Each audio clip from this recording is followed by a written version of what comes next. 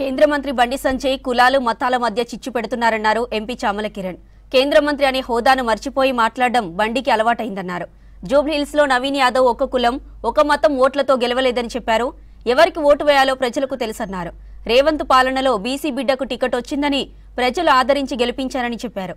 ఇకనైనా కులమతాల ప్రస్తావన పక్కన పెట్టి అభివృద్ధిపై ఫోకస్ చేయాలని, రాష్ట్రానికి రావాల్సిన నిధుల గురించి కేంద్రంపై ఒత్తిడి తీసుకురావాలని సూచించారు. ఏ పార్టీలో ఉన్నా కానీ వచ్చి బీజేపీలో జాయిన్ కావాల్సినటువంటి పరిస్థితి ఉందని చెప్పడం జరిగింది. మీరు ఒకటి ఆలోచించండి బండి సంజయ్ గారు. మీ తోటి పార్లమెంట్ సభ్యులు కేంద్ర మంత్రివర్యులు కిషన్ రెడ్డి గారి సికింద్రాబాద్ నియోజకవర్గంలోని జూబ్లీహిల్స్ కూడా ఒక పార్ట్, అంటే ఒక అసెంబ్లీ ఆ పార్లమెంట్ లో. గత ఎన్నికలలో వచ్చిన ఓట్లు ఇప్పుడు ఎందుకు రాలేదు, లేదా మీరేమైనా అంతర్గతంగా బీఆర్ఎస్ కి మద్దతు ఇచ్చిరా అనేది మొదటి అంశం మీరు ప్రజలకు తెలియజేయాలి.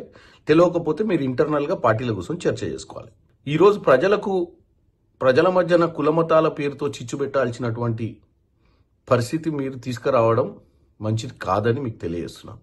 ఎందుకంటే ఈ రాష్ట్రంలో ప్రజలు ఎవరికి ఓటేస్తే మాకు భవిష్యత్ బాగుంటుందన్న ఆలోచనతోటి ఓట్లేయడం జరుగుతుంది.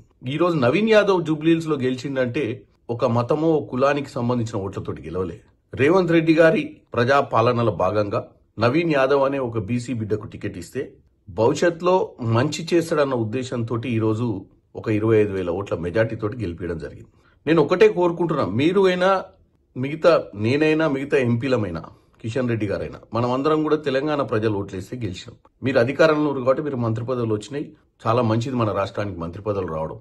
ఎందుకంటే మనకు ఈరోజు తెలంగాణకు రావాల్సిన నిధులు తెచ్చుకోవాల్సిన అవసరం ఉంది. మా ముఖ్యమంత్రి గారు పదే మీ తోటి మంత్రులను ఢిల్లీలో కలిసి ఈ రాష్ట్రానికి రావాల్సిన నిధుల గురించి మాట్లాడుతున్నట్టు మీరు చూస్తారు.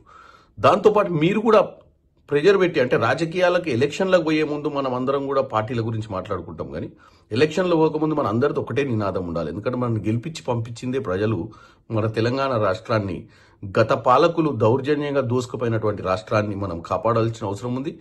తేవాల్సిన నిధులు తీసుకొచ్చి చేయాల్సిన డెవలప్మెంట్ ఈరోజు హైదరాబాద్లో జూబ్లీహిల్స్నైనా ఖైరతాబాద్లోనైనా ఎక్కడైనా ఈరోజు హైదరాబాద్లో మెట్రో కానీ RRR కానీ మూసీ ప్రక్షాళన కానీ అన్ని చేసి హైదరాబాద్ ప్రజలను హైదరాబాద్ ప్రజలకు మంచి చేయాలన్న ఆలోచన ఉండాలి తప్ప ఇలా మనం మతాల మధ్యన చిచ్చు పెట్టి ఓట్లు అడుక్కోవాల్సినటువంటి పరిస్థితి ఉండొద్దు.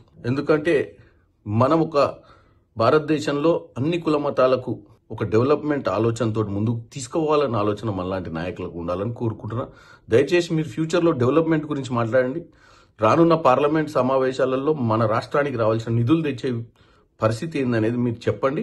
డెఫినెట్గా మిమ్మల్ని ఫ్యూచర్లో ప్రజలు ఎవరినైనా మీ డెవలప్మెంట్కి మీరు చేస్తున్నటువంటి కృషిని చూసి మిమ్మల్ని ఆదరించే ప్రయత్నం చేస్తారు.